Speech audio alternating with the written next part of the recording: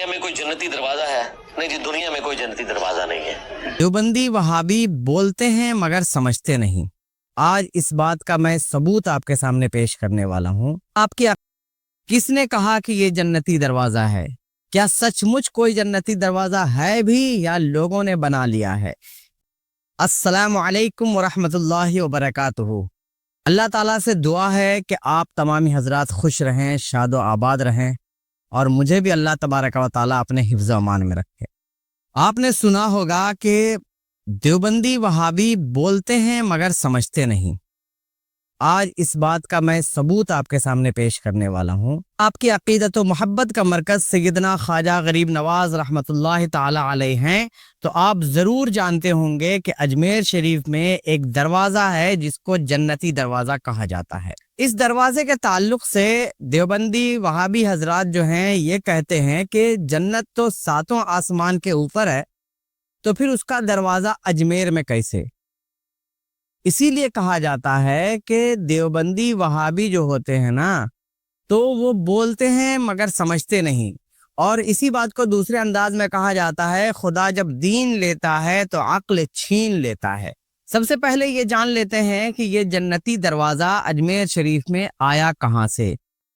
किसने कहा कि ये जन्नती दरवाज़ा है?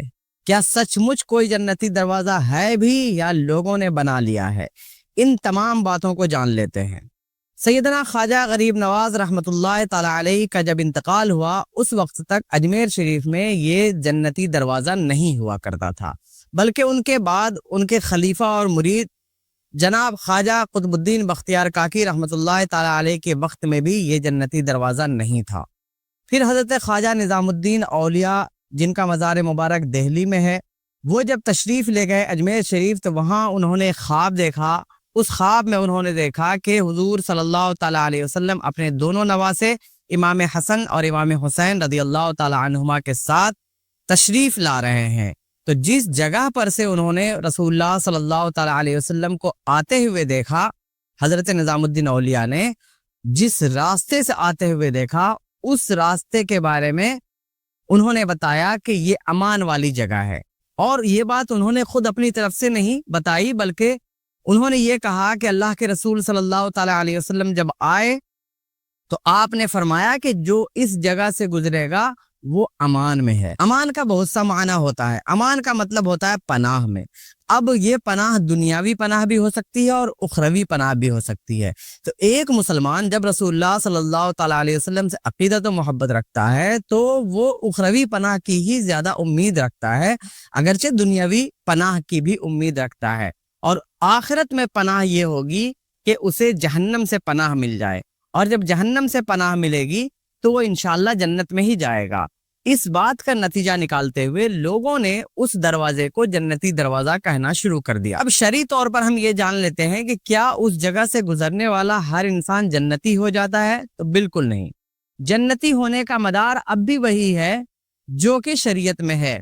यानी अगर आपने जन्नतियों वाला काम किया, अगर आप ईमान वाले हैं, तो इंशाअल्लाह ताला आप जन्नत में जाएंगे।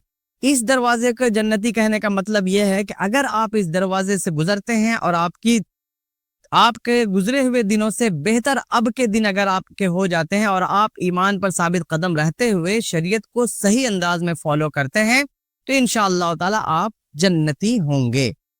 इंजीनियर मोहम्मद अली मिर्जा और दूसरे हैं मुफ्ती अमानुर रब साहब, इन दोनों की आपको हम क्लिप सुनाएंगे। आइए उनको सुनिए, उसके बाद आपसे बात करते हैं। क्या दुनिया में कोई जन्नती दरवाजा है?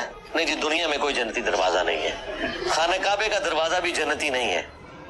हाँ जी, जन्नत का टुकड़ा है रियाजुल जन्ना। बुखारी मुस्लिम में आया कि मेरे घर से मेरे मेंबर तक, जिसपे इमाम बुखारी ने बाब बांधा है, कब्र रसूल से मेंबर रसूल जन्नत का टुकड़ा है। बस ये एक है कि वहां से लोग लौट है तब बहकावे। हाँ, अच्छा आ जाते हैं लौट करके वहां से गई नवाज के जायरीन, तो किसको बहकाते हैं? ठेला वाले को, अंडा वाले को, केला वाले को, उन्हीं लोगों को पकड़ते हैं, या सेठवन को जो पैसे में मस्त हैं। कहाँ गए थे? तो गए थे अजमेर शरीफ। कब वापस आए? तो कल वापस आए। तो सुना कि वहाँ जन्नती दरवाजा है। हाँ है तो जन्नती दरवाजा वहाँ। अच्छा ये बतलाइए سن لیجیے، جنت ہے نا، ساتوں آسمان کے اوپر، عرش کے نیچے. عرش جو ہے جنت کی چھت ہے.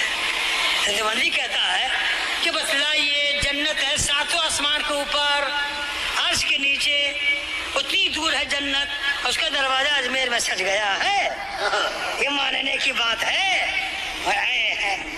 جو لوگ علماء کے ساتھ رہتے ہیں وہ جواب دیتے ہیں کہ سنو، جنت ساتوں آسمان کے اوپر ہے، اور حضور کی حدیث ہے الجنت تحت اقدام امہاتکم، کہ جنت تمہاری ماں کے قدموں کے نیچے ہے. محمد علی مرزا نے جو بات کہی ہے کہ نہیں، جنت کا کوئی بھی دروازہ دنیا میں نہیں ہے، تو اس نے شاید اس منشا کو ہی نہیں سمجھا کہ جنتی دروازہ کا مطلب کیا ہوتا ہے. کیا اس کا مطلب سچ مچ یہی ہوتا ہے کہ اسی دروازے سے گزر کر کے جنت میں جانا ہے؟